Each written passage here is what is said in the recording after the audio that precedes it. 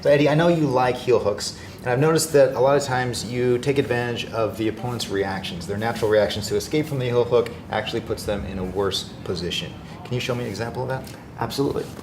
So let's start from a standard ashigarami position. In this position, my foot will be on the hip. This foot will be right under the hamstring. It's important to note that this foot can be vulnerable to certain counter leg locks where he can reach in and attack my heel. So I have to be mindful of that. So I'll keep my foot here, but if I feel him reaching and he gets a good bite, I need to attack this near hand immediately. All right, the far hand is fine. The near hand is the one that's gonna really, when they both reinforce each other, where I can get in trouble. So I can attack the near hand and then hide it and regard. So it's a little more aggressive a foot position as opposed to this side. So I'll leave this here.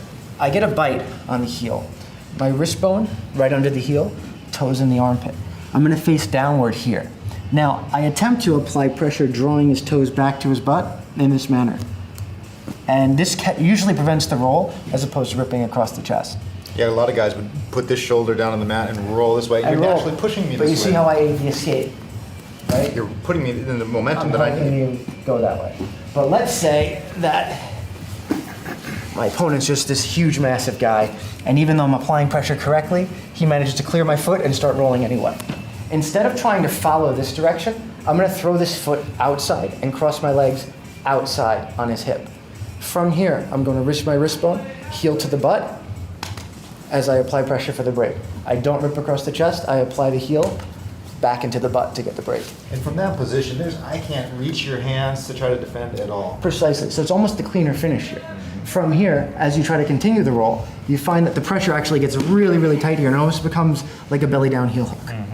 Not only can I not reach your wrist in this position, I can't reach your feet either, which is a huge key in applying leg locks. Precisely. Right? Now you can't clear your knee line to escape. So I actually, by having you roll, I actually increase my odds of finishing. Wow. Let me see that one last time. Yeah. So standard ashigarami, controlling with a foot on the hip, other foot on the hamstring. My wrist bone's low on the heel. From here, I apply pressure, drawing his toes back into his butt. Assuming he's able to actually turn here, clear my foot, start turning, I throw this foot outside.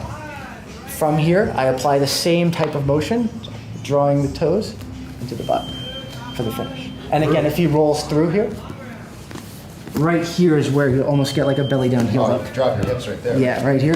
That gets very, very brutal. A lot of the worst breaks I've gotten in heel hooks happen right there.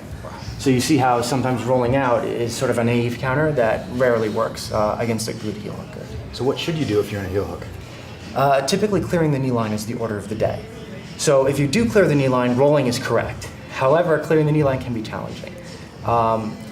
Typically against opponents my own size, clearing the knee line can be challenging, white posting on the hand and stuff. Guys who are a little bigger have more success there against me with that.